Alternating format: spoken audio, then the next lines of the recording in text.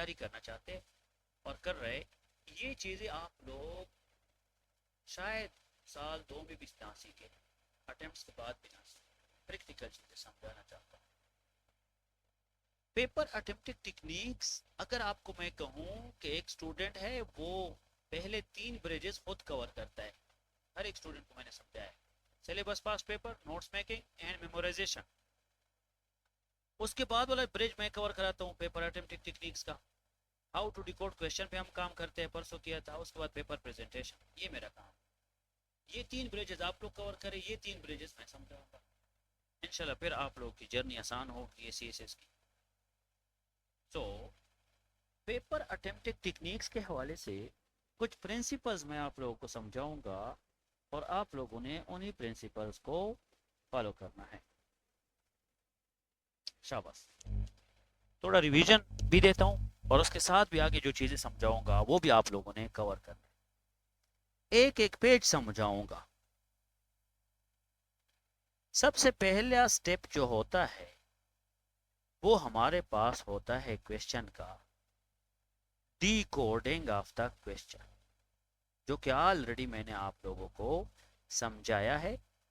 और decoding of the question में आप करते क्या है, आप क्वेश्चन के टॉपिक सेंटेंसेस निकाल लेते हैं और टॉपिक सेंटेंसेस से मेन हेडिंग्स बनाते हैं। वो एक भी हो सकता है, दो भी हो सकता है, तीन भी हो सकता है, और आप इससे मेन हेडिंग्स बना लेते हो।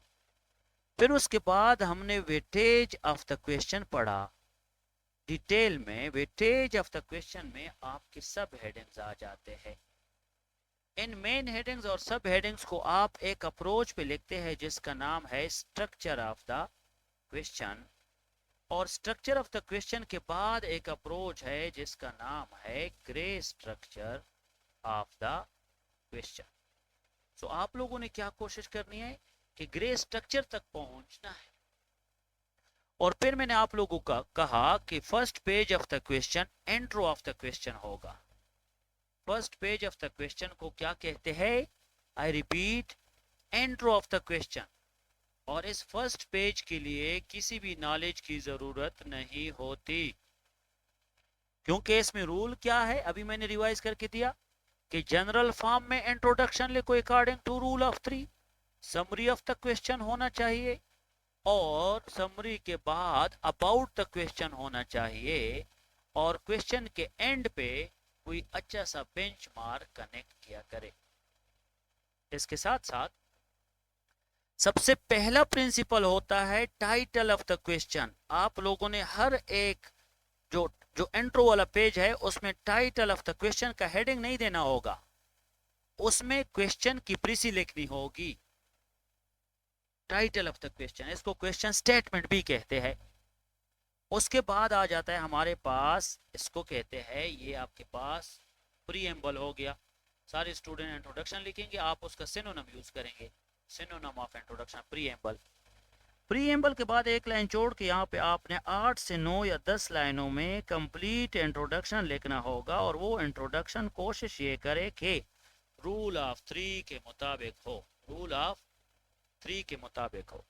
और ये जो इंट्रोडक्शन होगा ये एंड पे एक कनेक्ट होगा बेंचमार्क के साथ। और बेंचमार्क मैंने आपको समझाया था कि कोई एक बुक भी हो सकता है, कोई रेफरेंस भी हो सकता है, कोई कोट भी हो सकता है। और मैंने आप लोगों का असाइनमेंट भी इंट्रो पे चेक किया था, और ये मैंने title, preamble, rule of 3, benchmark पहले पेज में आप लोगों को समझाया था, और रूल ऑफ 3 भी समझाया था। उसके बाद आ जाता है second page of the question, ये भी मैंने कल समझाया था। Second page of the question, कोशिश करें कि second page of the question का जो नाम है वो है स्केमेटिक ऑफ द क्वेश्चन। क्या? स्केमेटिक ऑफ द क्वेश्चन इसका नाम है। स्केमेटिक ऑफ द क्वेश्चन के दो टाइप्स है। क्या है? दो टाइप्स है स्केमेटिक ऑफ द क्वेश्चन। एक होता है कंपाउंड स्केमेटिक, जिसको जनरल स्केमेटिक कहते हैं। एक होगा डिफरेंशियल स्केमेटिक, डिफरेंशियल स्केमेटिक।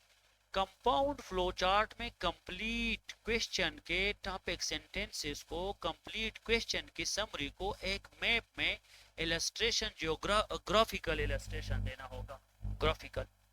और डिफरेंशियल फ्लो चार्ट में आप हर एक टॉपिक सेंटेंस का देते हो, अलग अलग टॉपिक सेंटेंस 1 2 3।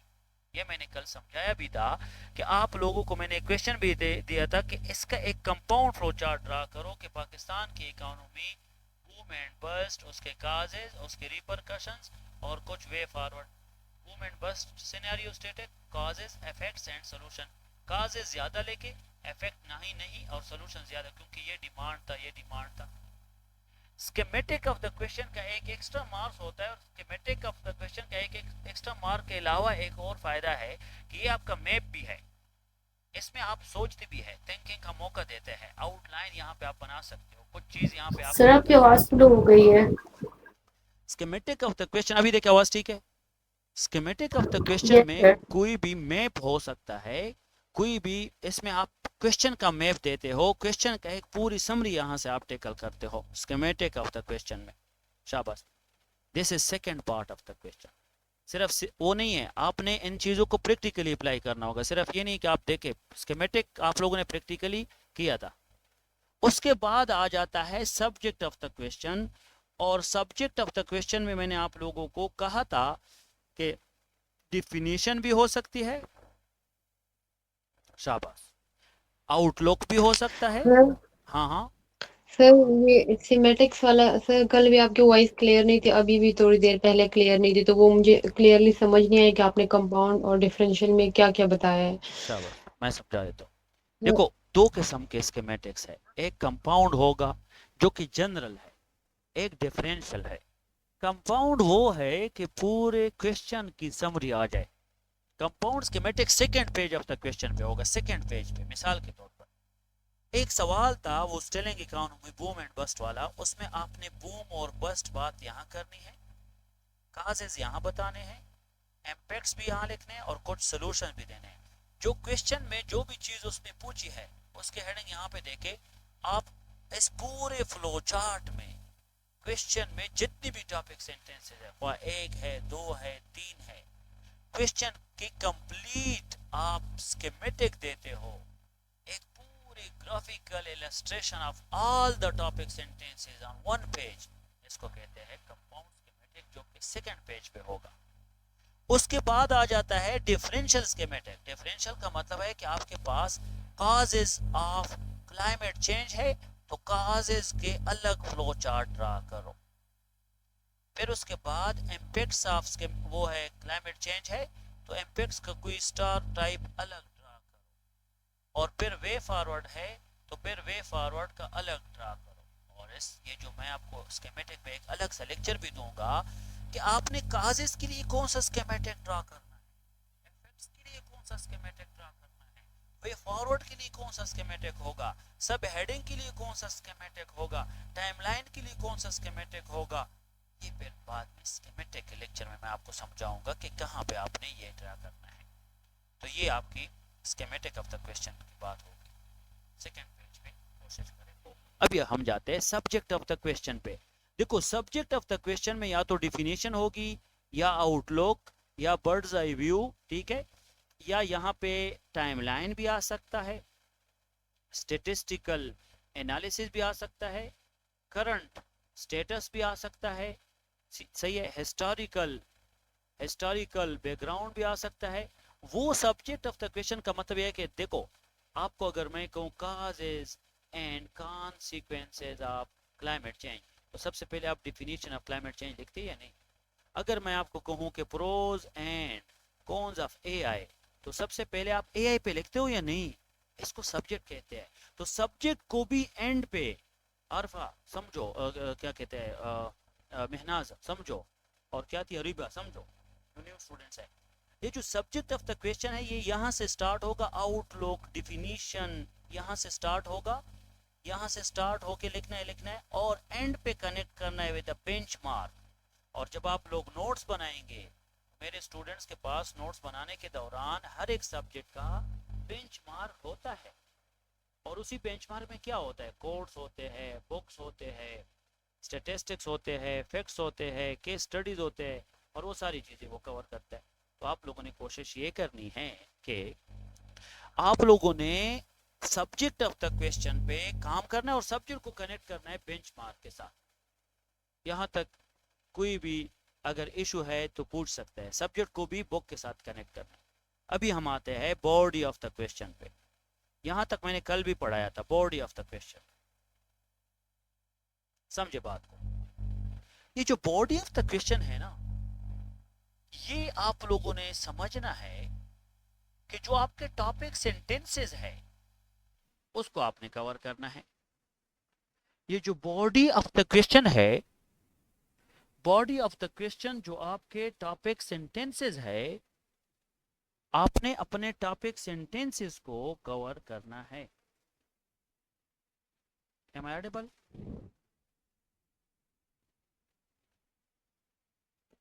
समी यो मैं इंटरेस्ट लग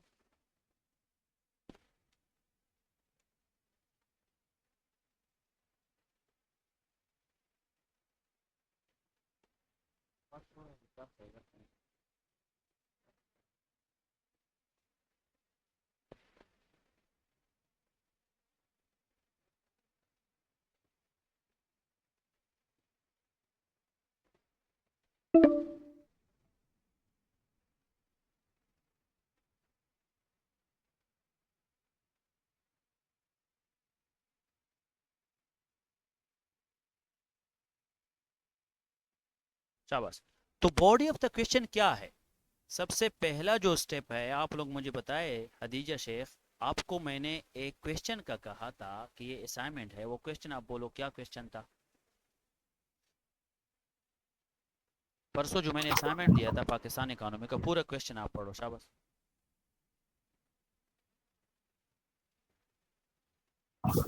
Pakistan's economy is caught in a cycle of boom and bust. Critically analyze the structural causes of the issue and suggest possible measures to address it. शाबाश। Pakistan economy is caught in a cycle of boom and bust। ठीक है। critically analyze the structural causes and possible measures। समझे बात को? अभी अनीस समझो, Pakistan economy is caught in the cycle of boom, ये एक टॉपिक सेंटेंस अंसा ने किया था, डायसेक्ट किया था, रहमत इलाही ने भी किया था। Pakistan economy is caught in the cycle of bust, ये भी किसी ने डायसेक्ट किया था, टॉपिक सेंटेंस 2 का नाम दिया था। क्रिटिकल एनालिसिस ऑफ कॉजेस, तो कॉजेस टॉपिक सेंटेंस 3 था। एंड मेयर्स टॉपिक सेंटेंस 4 था, लेकिन मैंने आप लोगों को कहा था टॉपिक सेंटेंस 4 में इम्पैक्ट्स लगाओ अलग से, क्योंकि उसने क्रिटिकल एनालिसिस पूछा है। और फिर मेयर्स आ जाएगा टॉपिक सेंटेंस 4।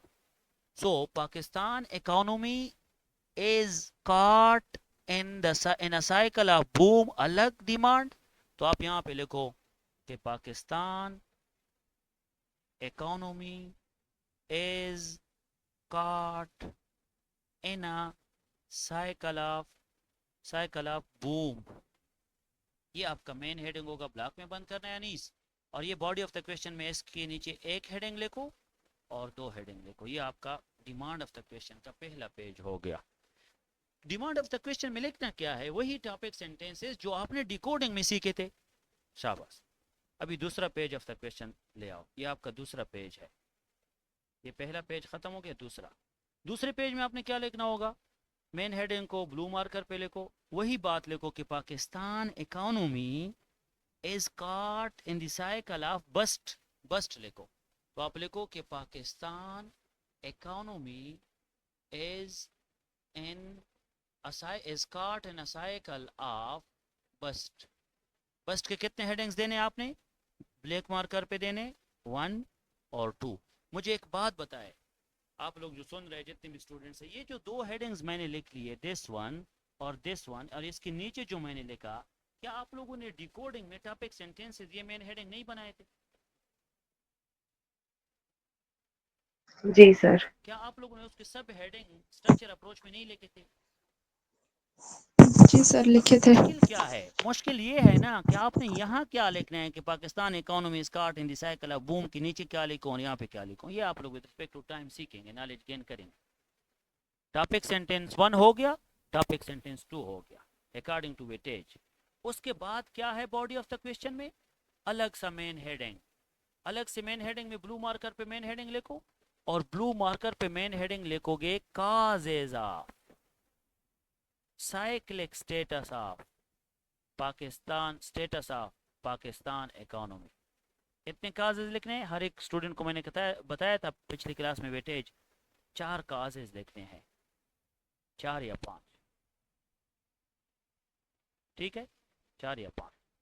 फिर उसके बाद क्या होगा, काजेज के बाद टॉपिक सेंटेंस 4 क्या होगा, इम्पैक्ट्स ऑफ स्टेलिंग इकोनॉमी या इकोनॉमिक क्राइसिस ऑफ पाकिस्तान। क्या इम्पैक्ट्स होंगे, शाबाश, पहला इम्पैक्ट, फिर दूसरा इम्पैक्ट, फिर उसके बाद तीसरा इम्पैक्ट, फिर उसके बाद चौथा इम्पैक्ट, पांचवा भी आप लगा सकते हैं, ज़्यादा से ज़्यादा हेडिंग है। फिर उसके बाद आप सोल्यूशन दोगे। तो measures to address the economic crisis of Pakistan, पहला मयर, दूसरा मयर, शाबाश, तीसरा मयर, चौथा मयर, पांचवा मयर। हर एक पेज पे 3 हेडिंग लिखने हैं। और फिर उसके बाद कंक्लूजन, और कंक्लूजन अगेन मैं समझाऊंगा। ये कंक्लूजन और क्रिटिकल एनालिसिस ये वाला पेज मैं कल या परसों समझाऊंगा। आज आप लोगों ने सिर्फ बॉडी को समझना है। बॉडी ऑफ द क्वेश्चन में टॉपिक सेंटेंस 1 ये आप है, Pakistan economy is in cycle of boom. Topic sentence 2 Pakistan economy is in cycle of bast. Topic sentence 3 causes of Pakistan economy 4 से 5। Topic sentence 4 impacts of Pakistan economy on different perspective. और फिर Myers. तो जब भी आप लोग डिफरेंट टॉपिक सेंटेंस को एक पेज पे लिखते हो in the shape of structure and grey structure, जो पहले क्लास में समझाया था, उसको कहते हैं बॉडी ऑफ द क्वेश्चन। और बॉडी ऑफ द क्वेश्चन का दूसरा नाम है डिमांड ऑफ द क्वेश्चन। और डिमांड ऑफ द क्वेश्चन का तीसरा नाम है what is asked by the examiner. इसके लिए एक टेल्स हेडर की जरूरत है कि आपको यह भी पता हो कि नोट कैसे कहते हैं, डिस्क्राइब कैसे कहते हैं, इवैल्यूएट कैसे कहते हैं, रिव्यू कैसे कहते हैं, क्रिटिकल एनालिसिस कहते हैं कैसे कहते हैं, कमेंट कैसे कहते हैं, आर्ग्यू कैसे कहते हैं। आप लोगों ने एक और चीज पे माइंड में प्रिंसिपल्स अप्लाई करने हैं। नंबर 1 प्रिंसिपल लेके हर एक, सर हाँ हाँ सर अभी जो आपने पीछे क्वेश्चन हमें बताया बॉडी ऑफ द क्वेश्चन ये है, लेकिन वो जो पहले पेज पे आपने कहा था टाइटल ऑफ द क्वेश्चन देना प्रीएम्बल से पहले, तो इस क्वेश्चन का टाइटल हम क्या लिखेंगे? शाबाश, इसमें काज इसके लिए ये लिखे, इसका टाइटल सिंपल ये होगा कि critical analysis of cyclic status of Pakistan economy in, बस ये सिर्फ लिखेंगे, critical analysis of cyclic status of Pakistan economy. ठीक है, जी ठीक है। ये मैंने टाइटल सारी चीज़ समझाई है। अभी आज बॉडी पे आप आ जाए, वो साइक्लिक की वीडियोस मैंने शेयर की है। मेन हेडिंग क्या होगा समझे, मेन हेडिंग को ब्लू कट मार्कर पे लिखना होगा। छोटी छोटी चीज़ें समझा रहा हूँ, लेकिन एक बात बताऊँ, ये इफेक्टिव होंगे। एंड आपका सवाल मैंने आपको क्या कहा, आप ये सारे प्रिंसिपल्स फॉलो करेंगे, आपका क्वेश्चन आपका स्टैंडर्ड होगा। ब्लू कट मार्कर पे आपने मेन हेडिंग्स को लिखने हैं और मेन हेडिंग्स को ब्लॉक में बंद करना होगा। और इस टेक्निक को कहते हैं block and numeral technique. Block and numeral technique क्या है स्वदेश? ब्लॉक का मतलब ब्लॉक, न्यूमरल का नंबर, नंबर्स। ब्लॉक का मतलब मेन हेडिंग को ब्लॉक पे, न्यूमरल का मतलब सब हेडिंग को नंबर्स। मेरे पास ये एक पेज है, इस पेज में मेरे पास ये एक मेन हेडिंग है, ब्लू कट मार्कर पे मैंने लिख लिया। अभी सब हेडिंग को मैं बीच में बिल्कुल नंबर दूंगा 1 2 इस तरह। ये प्रिंसिपल समझ आ गई ब्लॉक एंड न्यूमरल टेक्निक।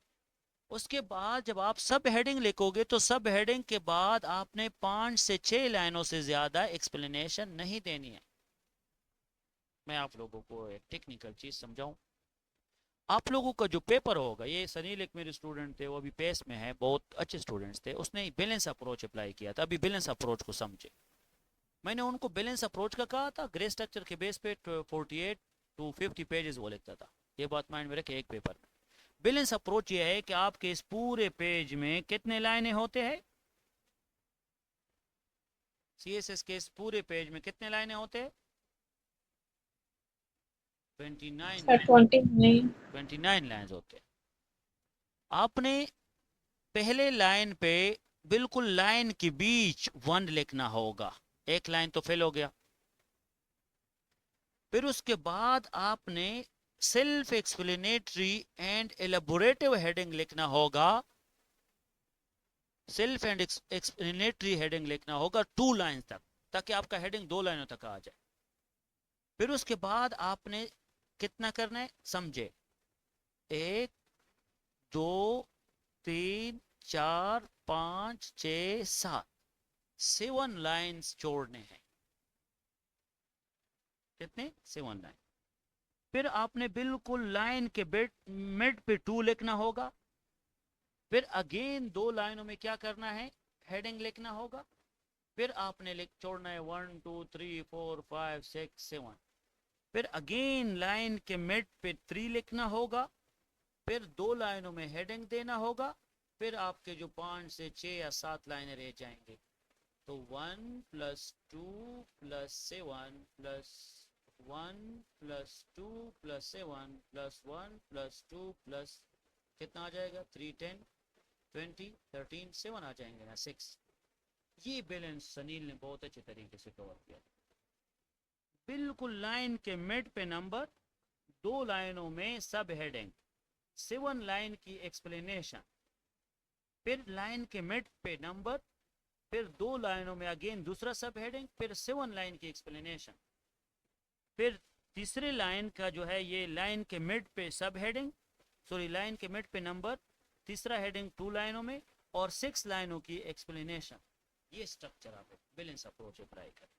इसमें ये होगा कि एक हेडिंग को आप मजीद एक्सप्लेनेशन भी नहीं देते, तो ये बैलेंस अप्रोच मैंने समझा दिया CSS के हवाले से, पेपर के हवाले से। अभी एक दूसरा अप्रोच सीख ले, ये भी बहुत इंपॉर्टेंट अप्रोच है कि जब भी आप लोग मेन हेडिंग को यहाँ पे ब्लू कट मार्कर से लिख लेते हैं, तो सब हेडिंग को आपने ब्लैक मार्कर से लिखना होगा। और मेन हेडिंग और सब हेडिंग के नीचे एक्सप्लेनेशन ज्यादा नहीं देने, डायरेक्ट आपने काजेज एक्सप्लेन करने हैं, डायरेक्ट लिखना होगा। शाबाश। 3 हेडिंग पर पेज की समझ आ गई। अक्सर स्टूडेंट्स को मैं 3 हेडिंग पर पेज समझाता हूँ। अक्सर स्टूडेंट को मैं कहता हूँ ब्लॉक एंड न्यूमरल टेक्निक, वो भी समझ आ गई, ब्लॉक एंड न्यूमरल टेक्निक। अक्सर स्टूडेंट को बैलेंस अप्रोच का समझाता हूँ, वो बैलेंस अप्रोच समझा दिया। अभी हम आते हैं 1 2 upper steric 3, 1 2 lower steric 3, 1 2 3 bar approach and 1 2 3 L approach. हमेशा के लिए बात माइंड में रखें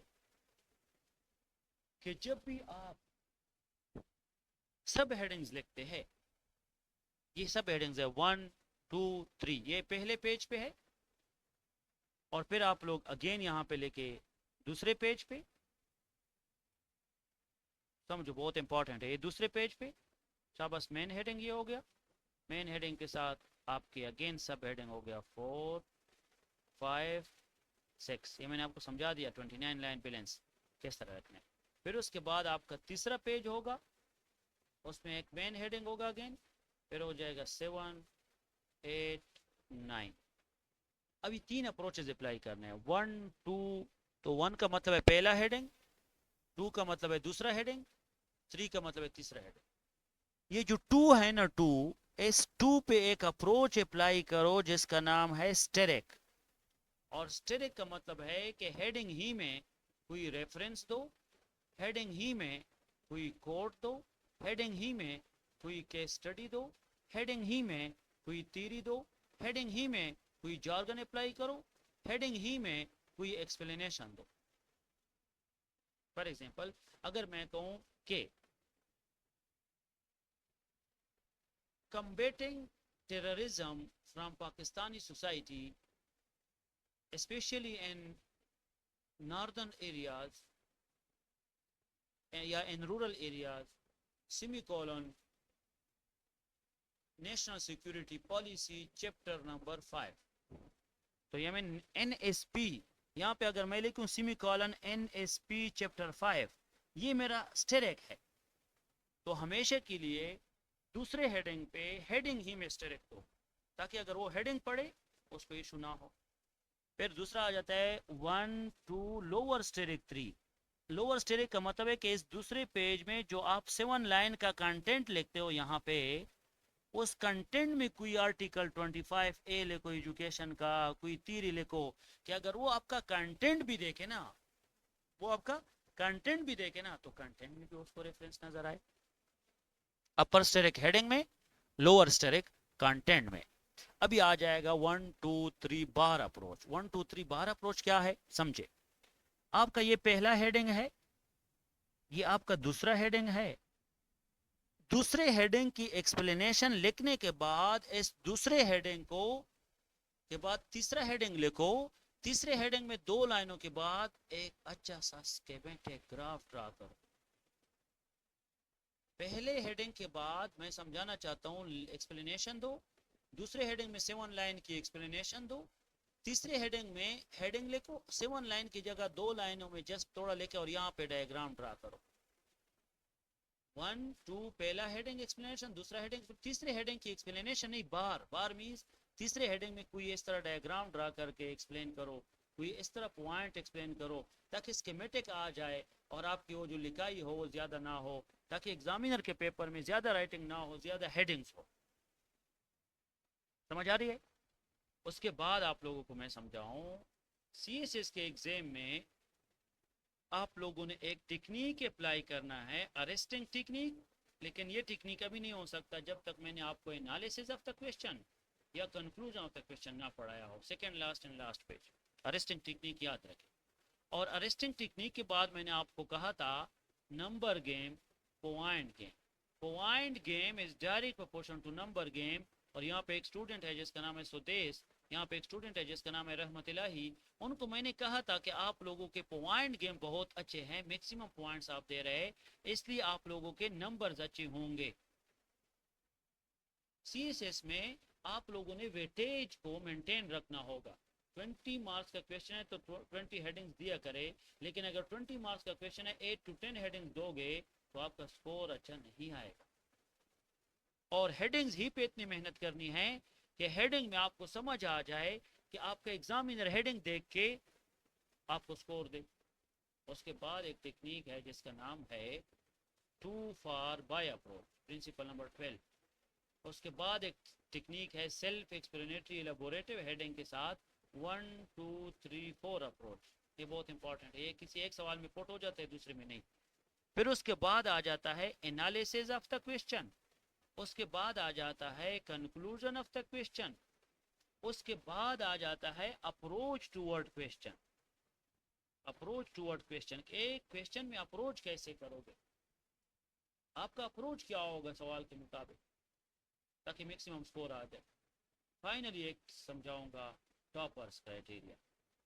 ये वो चीज़ें हैं जो शायद मैंने एक दिन में ना सीखा हो, कम से कम 100+ डेज में सीखा हो। 1.5 साल तक टीचर्स के पीछे भाग के ये चीज़ें सीख के आपके साथ शेयर करूँ। डायरेक्टली नहीं कर तो आप लोग उसको फॉलो किया करें, लिख के फॉलो करें, एक एक चीज़ पूछ क्या। बस यहाँ तक मुझे बताएं कि आप लोगों को सर आवाज स्लो होगी आपकी। मैं कह रहा हूँ यहाँ तक अगर कोई भी क्वेश्चन है तो पूछ सकते हैं, अगर नहीं है तो फिर आप लोगों को मैं एक दूसरा असाइनमेंट दूंगा। आप लोगों ने इस पे एंट्रो ऑफ द क्वेश्चन अप्लाई करना है, schematic of the question apply करना है, subject of the question apply करना है, बॉडी ऑफ द क्वेश्चन में सिर्फ हेडिंग लिखने हैं। मैं आप लोगों को असाइनमेंट भेज देता हूँ, सर एक क्वेश्चन है। आप लोगों ने इसको कवर करना है। एक मिनट मैं असाइनमेंट लिखूँ फिर आप क्वेश्चन कर ले। असाइनमेंट मैं लिखता हूँ, जी ठीक जी। है। ये असाइनमेंट आप लोगों का होगा। इसी असाइनमेंट पे आप लोगों ने कवर क्या करना है। नंबर 1 एंट्रो, जो नए स्टूडेंट्स है सुने, डिकोडिंग करना है, वेटेज देना है, स्ट्रक्चर बनाना है, फिर उसका ग्रे स्ट्रक्चर बनाना है। 4 दिनों के असाइनमेंट जो पीछे आप लोगों ने नहीं किए थे, किसी से सीख ले कर ले। फिर introduction of the question, introduction of the question मैंने समझाया था, पहला page. Subject of the question, schematic दूसरा पेज, सब्जेक्ट तीसरा पेज। फिर आज मैंने बॉडी में आपको ये समझाया कि बॉडी में जो टॉपिक सेंटेंसेस होते हैं, मेन हेडिंग्स, वो आपने किस तरह लिखने हैं, सब हेडिंग किस तरह लिखने हैं। तो क्वेश्चन ये है, ये असाइनमेंट है, कल मैं चेक करूंगा। फिर उसके बाद आगे प्रिंसिपल्स भी समझाऊंगा क्वेश्चन के हवाले से। सारे स्टूडेंट लिखे discuss the challenges, discuss the challenges and prospects discuss the challenges and prospects of economic stabilization of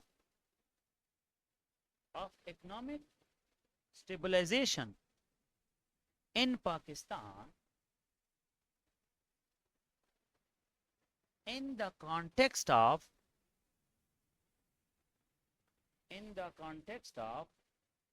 IMF programs,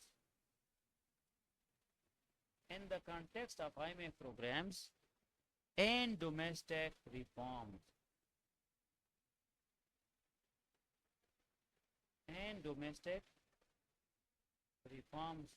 ये आपका सवाल।